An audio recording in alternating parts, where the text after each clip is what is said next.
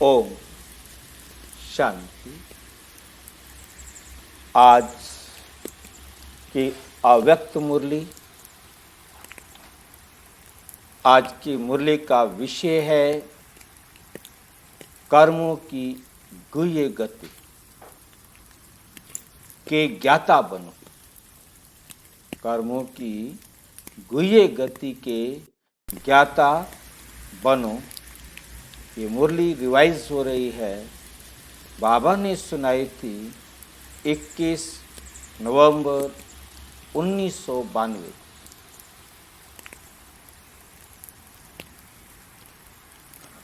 कर्मों की गुह्य गति के ज्ञाता बनो, जानने वाले बनो। आज सर्व खजानों के देने वाले बाप सर्व बच्चों के जमा का खाता देख रहे थे कि बच्चों ने कितना पुरुषार्थ किया, कितना जमा किया है। खजाने तो सर्व बच्चों को अखुट मिले हैं। अखुट खजाने जो कभी भी कम नहीं हो सकते। खजाने तो अखुट मिले हैं जो कभी भी खर्च नहीं हो सकते, खत्म नहीं हो सकते, कम भी नहीं हो सकते, खुट ही नहीं सकते। और सर्व को एक जैसा मिला है, एक द्वारा मिला है और सारे खजाने मिले। ये नहीं कि सातों गुणों में से किसी को कोई गुण कम दिया हो। समझाने में बाबा ने ब्रह्मा बाबा को भी वही मुरली सुनाई, सबको एक ही मुरली सुनाई बाबा ने। एक खजाना नहीं, लेकिन अनेक खजाने प्राप्त हुए हैं। फिर भी जमा का खाता हर एक का अलग अलग। कोई ने सर्व खजाने अच्छी रीति जमा किए और कईयों ने यथाशक्ति जमा किया। और जितना जमा किया है उतना ही चलन और चेहरे में वो रूहानी नशा दिखाई देता है। रूहानी नशा दिखाई देता है। जमा करने का रूहानी फखुर अनुभव होता है। रूहानी फखुर की पहली निशानी यही है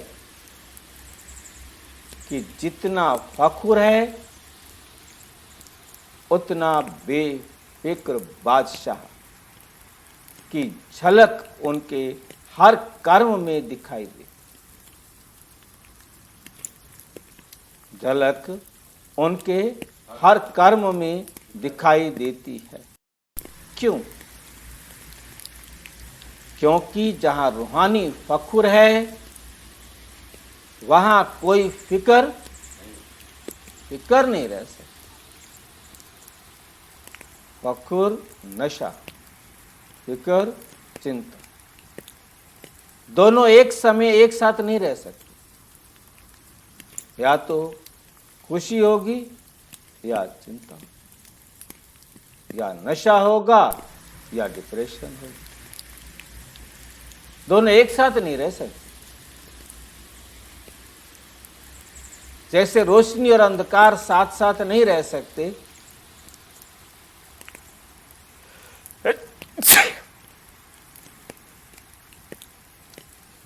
बेफिक्र बादशाह की विशेषता वे सदा, बेफिक्र जो बादशाह होगा वे सदा कैसा होगा?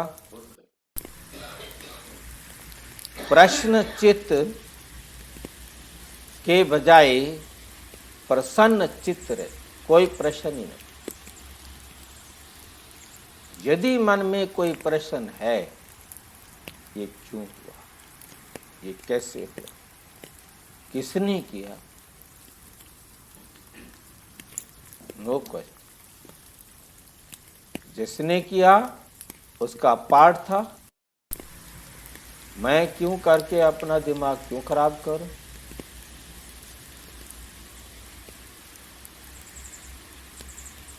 नो क्वेश्चन, क्योंकि क्वेश्चन मेरी बुद्धि को डिस्टर्ब करेगा। और प्रसन्न चित्त, जो हुआ अच्छा, जो हो रहा है अच्छा हो रहा है, और जो होगा अच्छा, प्रसन्न चित्त। यह है बेफिक्र बादशाह की विशेषता।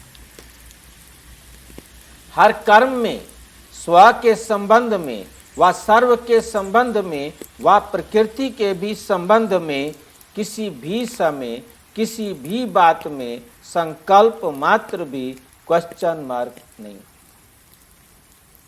क्वेश्चन मार्क नहीं हो कि यह ऐसा क्यों, व ये क्या हो रहा है, व ये क्या हो रहा है, ऐसा भी होता है क्या, ये भी क्वेश्चन उठता है, ऐसा भी होता है क्या। प्रसन्न चित्त आत्मा के संकल्प में हर कर्म को करते, देखते, सुनते, सोचते, हर कर्म को करते, देखते, सुनते, सोचते। एक रह गया सर, बोलना। बोलेंगे तो है ही नहीं, क्योंकि 4 के बाद अभिव्यक्ति होगी ना। यही रहता है कि जो हो रहा है वे मेरे लिए अच्छा है। सिर्फ यही मेरे लिए अच्छा नहीं है, सदा अच्छा ही होना है। अच्छा था, अच्छा है, अच्छा होना। प्रसन्नचित्त आत्मा क्या, क्यों, ऐसा, वैसा, इस उलझन में स्वयं को बेफिक्र से फिक्र में ले आती। कौन सी आत्मा? प्रसन्न चित्त, जो सारा दिन प्रश्न करती और बेफिक्र आत्मा बुराई को भी अच्छाई में बदल दे। इसलिए वे सदा प्रसन्न चित्त रहते। आजकल के साइंस के साधन से भी वेस्ट, खराब माल होता है, उसको परिवर्तन कर अच्छी चीज बना देते हैं। तो प्रसन्नचित्त आत्मा साइलेंस की शक्ति से चाहे बात बुरी हो, संबंध बुरे अनुभव होते हों, लेकिन वे बुराई को अच्छाई में परिवर्तन कर स्वयं में भी धारण करेगी और दूसरों को भी अपनी शुभ भावना के श्रेष्ठ संकल्प से बुराई को बदल अच्छाई धारण करने की शक्ति देगी। बुराई को बदल अच्छाई धारण करने की शक्ति देगी। कई बच्चे सोचते हैं, कहते हैं कि जब है ही बुरी वह गलत बात, तो गलत को गलत तो कहना ही पड़ेगा ना। ये नहीं पता ना, हम ऐसे बाप के पल्ले पड़ गए जो क्या कहता है, हाँ गलत भी ठीक है,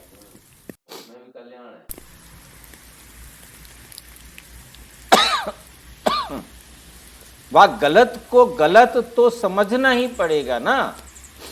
लेकिन गलत को गलत समझना, ये समझने के हिसाब से समझा।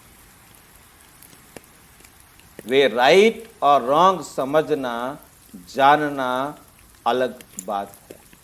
समझना, जानना अलग बात है, लेकिन नॉलेजफुल रूप से जानने वाले समझने के बाद स्वयं में किसी भी आत्मा की बुराई को बुराई के रूप में अपनी बुद्धि में धारण नहीं कर। ठीक है, उसने गलत किया, तभी तो हम उसे राइट कहें। क्यों राइट कहें गलत को?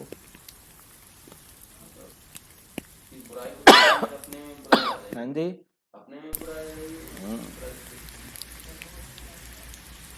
वो उसका पार्ट है, वो अपना पार्ट एक्यूरेट बजा रहा है, और मेरा पेपर है। मेरा पेपर कौन लेगा? मेरा पेपर कौन लेगा? मेरे संबंध संपर्क वाले ही लेंगे ना। कहते दूसरा कह देता ना तो मैं बर्दाश्त कर लेता। अपनों ने कहा, और कमाल की बात है बीके ने कहा, जिसको सारा कुछ पता है, उसने कहा मैं ये बर्दाश्त नहीं कर सकता। एक अज्ञानी आत्मा कह देवे कोई बात नहीं, चलेगी, उसको तो पता नहीं है। तो समझना अलग चीज है, समझने तक राइट है, ये बात गलत है। ये समझने तक बाबा कहते ठीक है कि उसने गलत किया, आपको समझ में आ गया ये गलत काम है, ताकि मैं अपने जीवन में इसको नहीं लाऊंगा। क्योंकि मैंने जिसको फैसला दिया कि ये काम करना गलत है, यहाँ तक ठीक है, समझो और अपने को स्वीकार कराओ कि गलत काम है, इसको मेरे जीवन में नहीं लाना। लेकिन स्वयं में व अपने चित्त पर, अपनी बुद्धि में, अपनी वृत्ति में और अपनी वाणी में दूसरे की बुराई को बुराई के रूप में धारण नहीं, उसको अपने जीवन में एंट्री नहीं देना। इसलिए बुरा समझना ठीक है, क्योंकि गलत है ये मैं नहीं करूंगा। सामना नहीं है, सॉरी समाना नहीं है।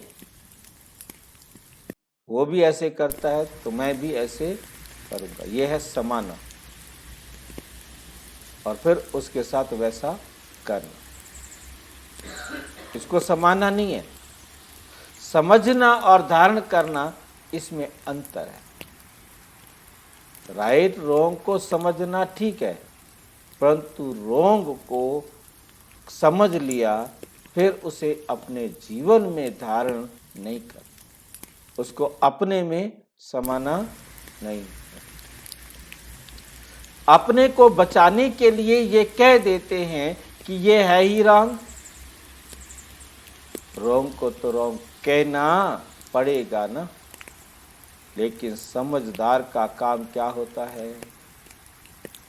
समझदार अगर समझता है कि ये बुरी चीज है, तो क्या बुरी समझते हुए अपने पास जमा करेगा? जब है ही गलत, फैसला दिया कि ये कर्म गलत है, ये बोलना गलत है, तो जब उसका बोलना गलत है, उसका करना गलत है, उसका सोचना गलत है, तो फिर मेरे लिए भी वो गलत। मैं उसे अपने जीवन में क्यों धारण करूं? अपने पास अच्छी रीत संभाल कर रखेगा, छोड़ देगा ना। उन गंदी बातों को अपने पास क्यों संभाल के रखेगा? छोड़ देगा ना। या जमा करना ही समझदारी है? गंदी बात को छोड़ देना है या उसको जमा करना समझदारी है? धारण करना समझदारी है। ये समझदारी है। और सोचो, अगर बुरी बात व बुरी चलन को स्वयं में धारण कर लिया, तो क्या आपकी बुद्धि, वृत्ति, वाणी सदा संपूर्ण स्वच्छ मानी जाएगी?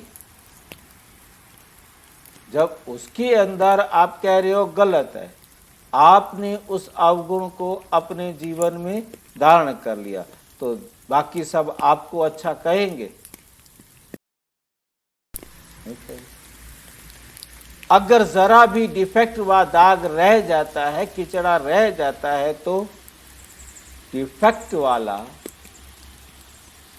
कभी परफेक्ट नहीं कहला सकता, प्रसन्न चित्त नहीं रह सकता।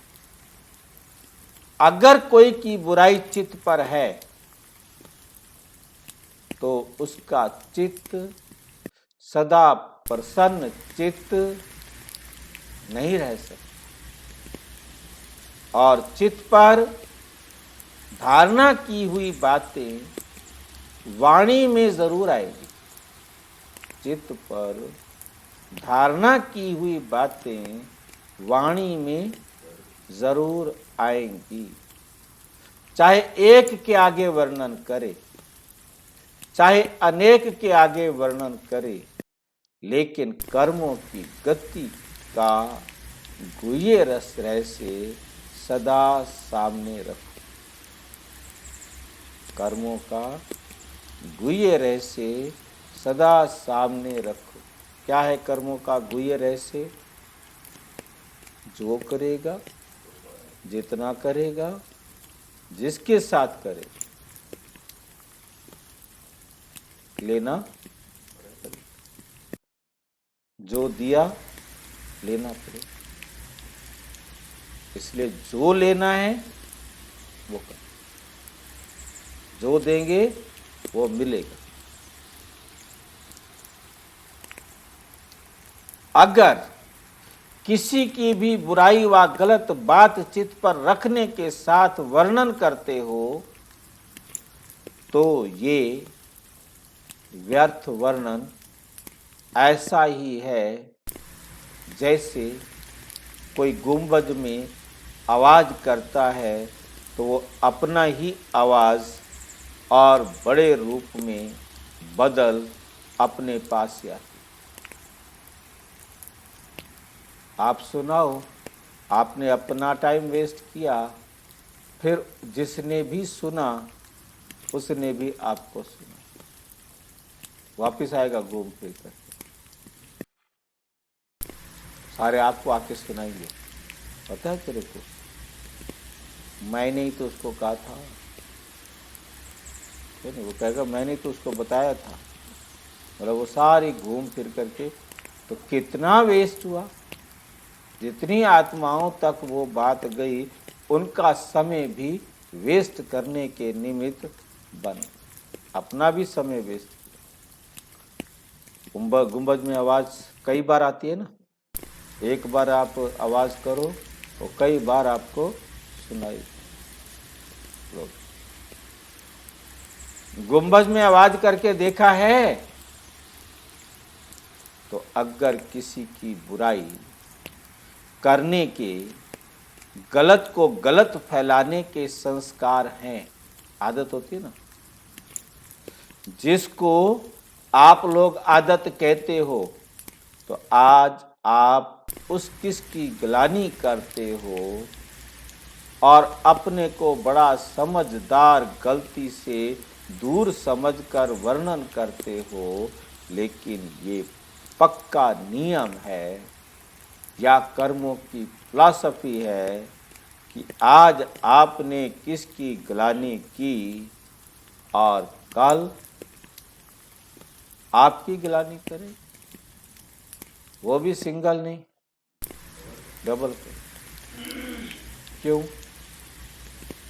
क्योंकि ये गलत बातें इतनी फास्ट गति से फैलती हैं जैसे कोई विशेष बीमारी के जीवाणु कोरोना बहुत जल्दी फैलते, और फैलते हुए जर्म्स जिसकी ग्लानि की वहां तक पहुंच जाते,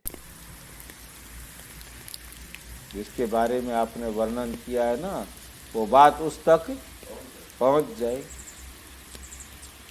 आपने एक ग्लानि की होगी और वे आपको गलत सिद्ध करने के लिए आपकी 10 गलानी करेंगे। तो उसके पास पहुंच गई है ना आपके पास, वो आपकी 10 गलानी करेंगे। तो रिजल्ट क्या हुई, कर्मों की गति क्या हुई, लौट कर कहां आई। अगर आपको शुभ भावना है उस आत्मा को ठीक करने की, तो गलत बात शुभ भावना के स्वरूप में विशेष निमित्त स्थान पर दे सकते। फैलाना रॉन्ग है। कई कहते हैं हमने किसको कहा नहीं, लेकिन वो कह रहे थे तो मैंने भी हाँ में हाँ कर। दूसरा कह रहा है वो बहुत गंदे है, और मैंने क्या कह दिया, हाँ कहा। मैंने उससे कुछ नहीं, मैंने सिर्फ हाँ किया।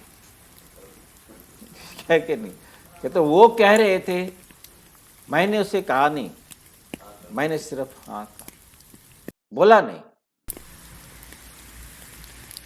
आपके भक्ति मार्ग के शास्त्रों में भी वर्णन है कि बुरा काम किया नहीं, लेकिन देखा भी, साथ भी दिया, तो वो पाप है।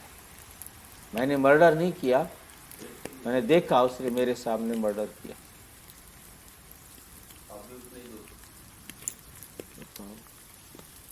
हाँ में हाँ मिलाना, ये भी कर्मों की गति के प्रमाण, पाप में भागी बनना है। वर्तमान समय कर्मों की गति के ज्ञान में बहुत इजी हो गए हैं, बहुत इजी हो गए हैं, लेकिन ये छोटे छोटे सूक्ष्म पाप श्रेष्ठ संपूर्ण स्थिति में विघ्न रूप बनते हैं। इजी बनने की निशानियां क्या हैं? वे सदा ऐसा ही सोचते समझते कि ये तो और भी करते हैं, मैं अकेला थोड़ा था, सब करते। तो ये तो आजकल चलता ही है, ये तो आजकल चलता ही है। या तो अपने आप को हल्का करने के लिए यही कहेंगे कि मैंने हंसी में कहा, मेरा भाव नहीं था, ऐसे ही बोल दिया। ये विधि संपूर्ण सिद्धि को प्राप्त होने में सूक्ष्म विघ्न बन जाता है। इसलिए ज्ञान तो बहुत मिल गया है, रचता और रचना के ज्ञान को सुनना, वर्णन करना बहुत स्पष्ट हो गया है, लेकिन कर्मों की गुह्य गति का ज्ञान बुद्धि में सदा स्पष्ट नहीं रहता। इसलिए इजी हो जाते हैं, इसलिए इजी हो जाते हैं।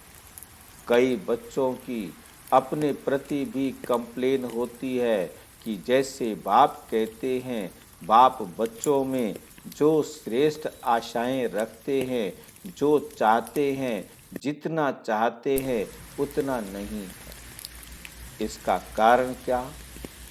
ये अति सूक्ष्म व्यर्थ कर्म बुद्धि को, मन को ऊंचा अनुभव करने नहीं देते। योग लगाने बैठते हैं, लेकिन काफी समय युद्ध में चला जाता है। व्यर्थ को मिटाए समर्थ बनने में समय चला जाता है। इसलिए क्या करना चाहिए? जितना ऊंचा बनते हैं तो ऊंचाई में अटेंशन भी ऊंचा रखना पड़ता है। ब्राह्मण जीवन की मौज में रहना है। मौज में रहने का अर्थ ये नहीं कि जो आया वो किया, मस्त रहा। ये अल्पकाल के सुख की मौज, अल्पकाल के सुख की मौज व अल्पकाल के संबंध संपर्क की मौज सदा काल की प्रसन्न चित्त स्थिति से भिन्न। सदा काल की प्रसन्न चित्त स्थिति से भिन्न।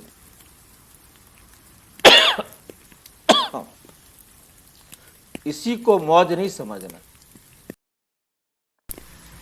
कि आपने जो आया बोला, जो आया वो किया, मजा आ गया। हम तो मौज में रहते हैं, अल्पकाल के मन मौजी नहीं बनो।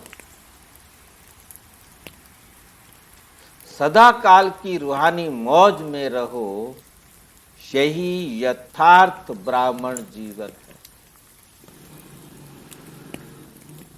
मतलब मेरे को कोई कहने वाला है ही नहीं, मैंने जो किया मजा आ गया, सब स्वीकार है।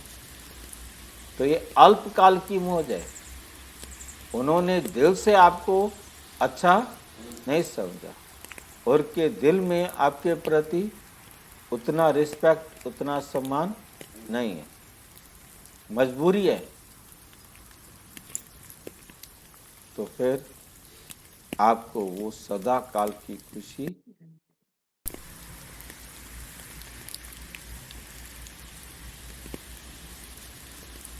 मौज में भी रहो और कर्मों की गति के ज्ञाता भी रहो, तब ही जो चाहते हो, जैसे चाहते हो वैसे अनुभव करेंगे। समझा? कर्मों की गुह्य गति के ज्ञाता बनो, फिर खजानों के जमा की रिजल्ट सुनाएंगे।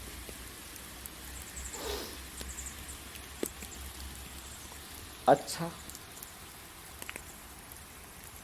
चारों ओर के फिक्र से फारिग, फिक्र से बेफिक्र बादशाह आत्माओं को, सदा प्रसन्नचित विशेष आत्माओं को, सदा स्वयं प्रति और सर्व आत्माओं प्रति श्रेष्ठ परिवर्तन शक्ति को कर्म में लाने वाले कर्म योगी आत्माओं को, सदा रचता और रचना के ज्ञाता और कर्म में फिलॉसफी के भी ज्ञाता, ऐसे ज्ञान स्वरूप आत्माओं को बाप दादा का याद, प्यार और नमस्ते। बच्चों की बाप दादा को नमस्ते, नमस्ते। दादियों के साथ मुलाकात। वर्तमान समय किस बात की आवश्यकता है? कर्मों की गुह्य गति का ज्ञान मर्ज हो गया है, इसलिए अलबेलापन है। पुरुषार्थी भी हैं, लेकिन पुरुषार्थ में अलबेलापन आ जाता है, अलबेलापन आ जाता है।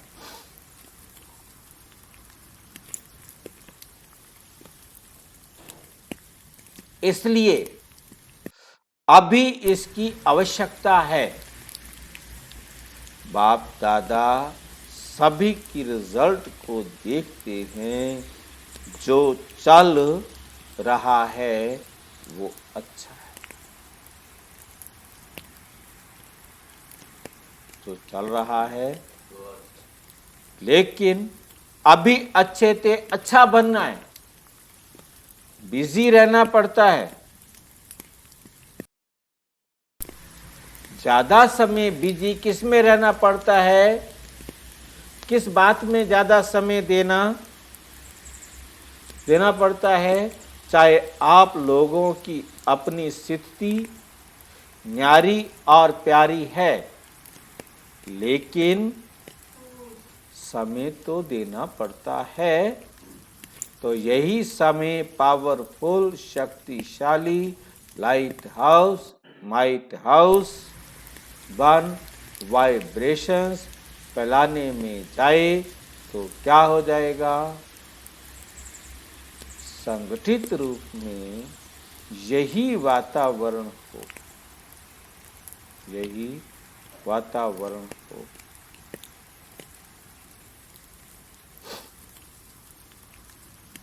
और कोई बात ही नहीं,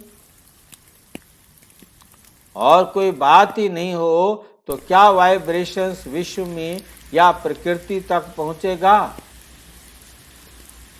अभी तो सभी लोग इंतजार कर रहे हैं कि कब हमारे रचता व मास्टर रचता संपन्न या संपूर्ण बन हम लोगों से अपना स्वागत कराते। प्रकृति भी तो स्वागत करेगी ना, प्रकृति पति से स्वागत नहीं करेंगे, प्रकृति भी तो स्वागत करेगी ना। तो वे सफलता की माला से स्वागत करे, वो दिन आना ही है, वो दिन आना ही है।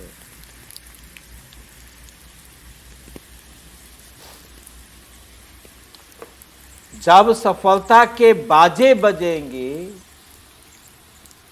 तब प्रत्यक्षता के बाजे बजेंगे। बजने तो हैं ही ना, बाजे तो बजेंगे ना।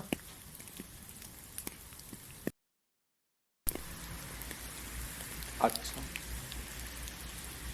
दादी चंद्रमणि जी सेवा पर जाने की छुट्टी ले रही है।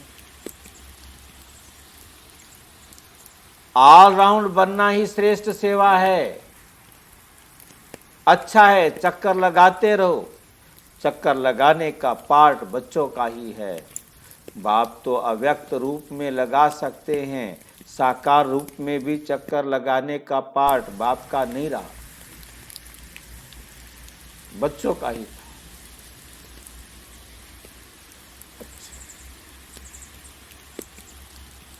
अव्यक्त बाप दादा की पर्सनल मुलाकात। विजय माला में आने के लिए तीव्र पुरुषार्थी बनो। विजय माला में आना है तो क्या बनो? तीव्र पुरुषार्थी बनो। सदा तीव्र पुरुषार्थी आत्माएं हैं, ऐसा अनुभव करते हो। जब ब्राह्मण बने तो पुरुषार्थी तो हैं ही, पुरुषार्थी तो हैं ही। तीव्र पुरुषार्थी हैं या सिर्फ पुरुषार्थी? सुनने और सुनाने वाले को पुरुषार्थी कहेंगे। मुरली पढ़े, मुरली सुनाए, इसको पुरुषार्थी कहेंगे या तीव्र पुरुषार्थी कहेंगे? सुनना और सुनाना ये तो पढ़ना और पढ़ाना बराबर है। सुनना बराबर है, सुनाना बराबर। उसके बाद क्या होता है? सुनने के बाद क्या होता है? सुनाने के बाद क्या होता है? तीव्र पुरुषार्थी किसको कहेंगे? सुनने वाले को या बनने वाले को? चाहे वो पढ़े तो चाहे सुने, चाहे सुनाए, पर तू बनने वाला बनो ना। माला का 16,108वां नंबर है। वे भी सुनता और सुनाता तो है ही, नहीं तो माला में कैसे आएगा? नहीं तो माला में कैसे आएगा? लेकिन 108 की माला में कौन आएंगे? 108 की माला में नाम है विजय माला।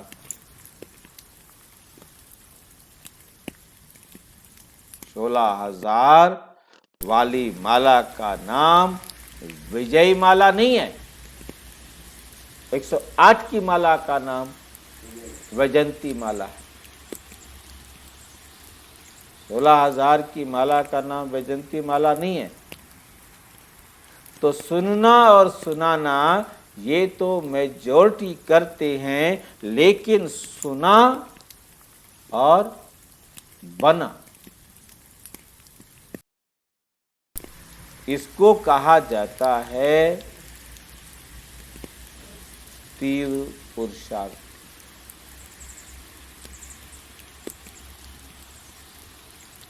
तीव्र पुरुषार्थी 108 हैं और पुरुषार्थी कितने हैं? 16,108। और बाकी क्या है? 16,108 के बाद बाकी क्या है भाई? सुनने और सुनाने। तो अपने आप को चेक करो कि तीव्र पुरुषार्थी हो या पुरुषार्थी हो। बाकियों का जिक्र क्या करना।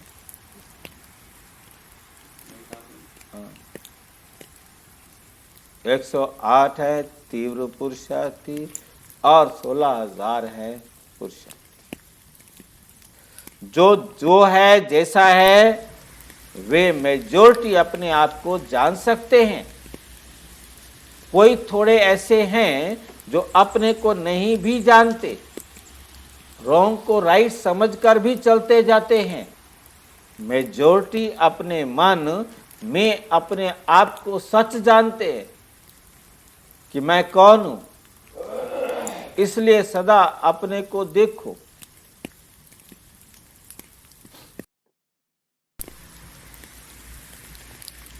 दूसरों को नहीं, अपने पुरुषार्थ को चेक करो और तीव्र पुरुषार्थ में उसको चेंज करो। नहीं तो क्या हो जाएगा?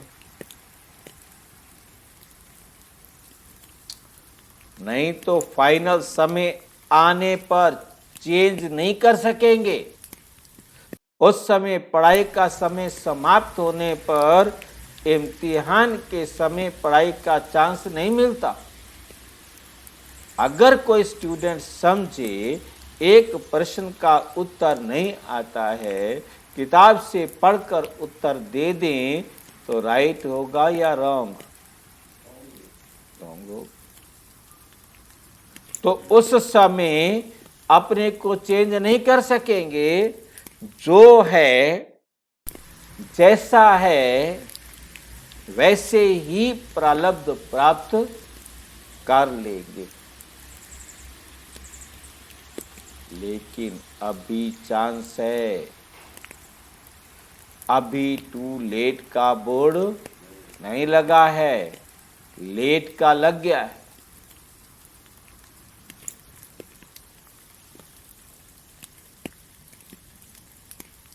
लेट का बोर्ड लगा है,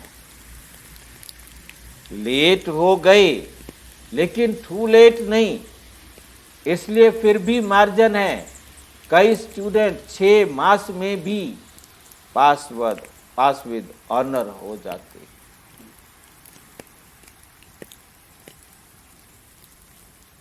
अगर सही पुरुषार्थ करते हैं तो क्या होगा? सहज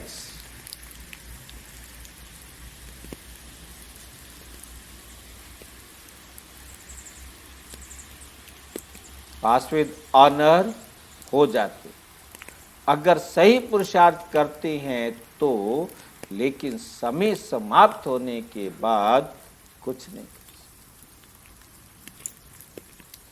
बाप भी रहम करना चाहे तो भी नहीं कर सकता।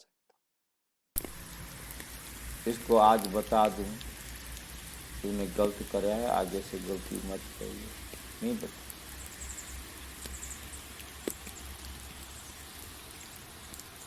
चलो अच्छा, ये अच्छा है, इसको मार्क्स दे दो, ये बाप कर सकता है? ये कर सकता है बाबा? इसलिए अभी से चेक करो और चेंज करो। अलबेलापन छोड़ दो। ठीक है, चल रहे हैं, पहुंच जाएंगे, ये अलबेलापन, सुधर जाएंगे, पता लग गई हैं कमियां।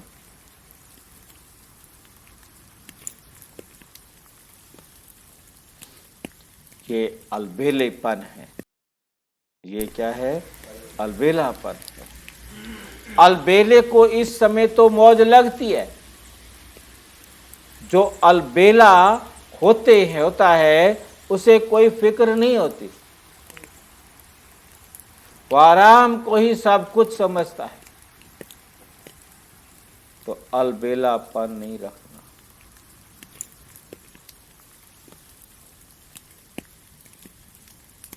अलबेलापन नहीं रखना। सदा अलर्ट पांडव सेना हो ना। सेना अलबेली रहती है या अलर्ट रहती है? तो सेना बताओ, फौजी बताएंगे। सेना माना अलर्ट, सावधान, खबरदार रहने वाला। अलबेला रहने वाले को सेना का सैनिक नहीं कहा जाएगा, सेना से बाहर निकाल दिया। तो अलबेलापन नहीं। अटेंशन, लेकिन अटेंशन भी नेचुरल विधि बन जाए, आदत बन जाए। कई अटेंशन का भी टेंशन रखते हैं। टेंशन की लाइफ सदा तो नहीं चल सकती। टेंशन वाली लाइफ सदा तो नहीं चल सकती। टेंशन की लाइफ थोड़ा समय चलेगी, हार्ट अटैक हो जाएगा। नेचुरल नहीं चलेगी। तो अटेंशन रखना है, लेकिन नेचुरल अटेंशन,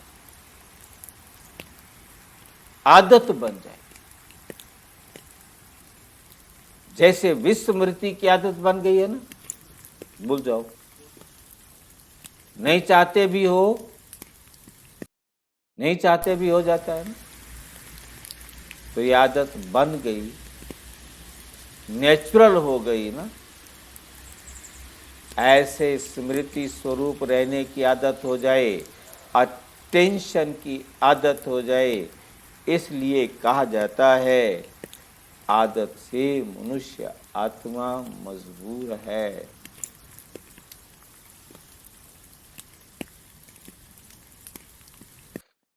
आदत से मनुष्य आत्मा मजबूर हो जाती है, ना चाहते भी हो जाता है। इसको कहते हैं मजबूर, ना चाहते भी हो जाए। तो ऐसे तीव्र पुरुषार्थी बने हो। तीव्र पुरुषार्थी अर्थात विजयी, तभी माला में आ सकते। बहुत काल का अभ्यास चाहिए। सदैव अलर्ट माना सदा एवर रेडी। आपको क्या निश्चय है, विनाश के समय तक रहेंगे या पहले भी जा सकते हैं? क्या लगता है? पहले भी जा सकते हैं ना। इसलिए एवर रेडी, विनाश आपका इंतजार करे, आप विनाश का इंतजार नहीं करें।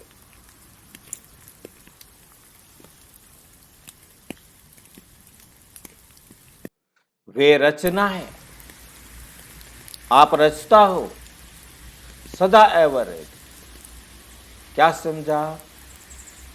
अटेंशन रखना, सदा एवर रेडी। जो भी कमी महसूस हो, उसे बहुत जल्दी से जल्दी उस कमी को क्या करो, माफ।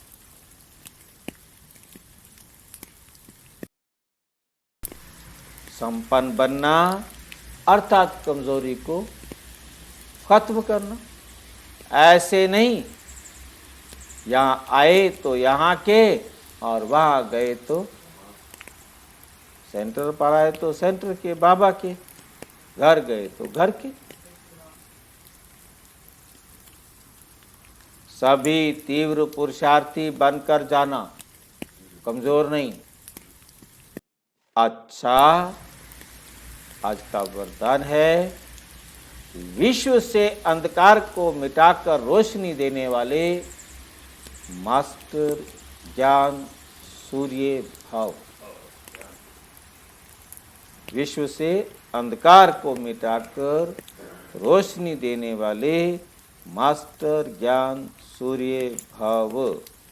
मास्टर ज्ञान सूर्य वे जो विश्व से अंधकार को मिटाकर रोशनी देने वाले हैं, वो स्वयं भी प्रकाश स्वरूप लाइट माइट रूप हैं और दूसरों को भी लाइट माइट देने वाले हैं। जहाँ सदा रोशनी होती है वहाँ अंधकार का सवाल ही नहीं, अंधकार हो ही नहीं सकता। जो विश्व को रोशनी देने वाला है,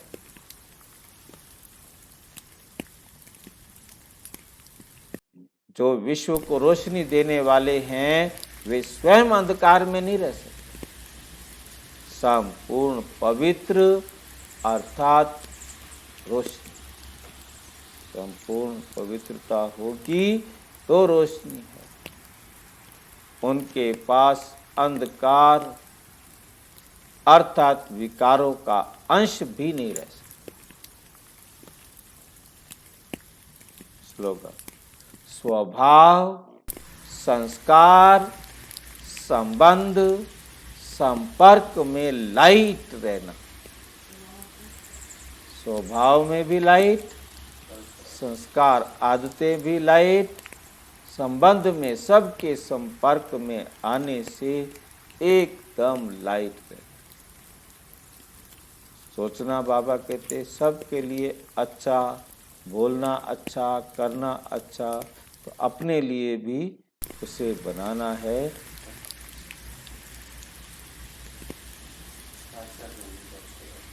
अच्छा, ओम शांति।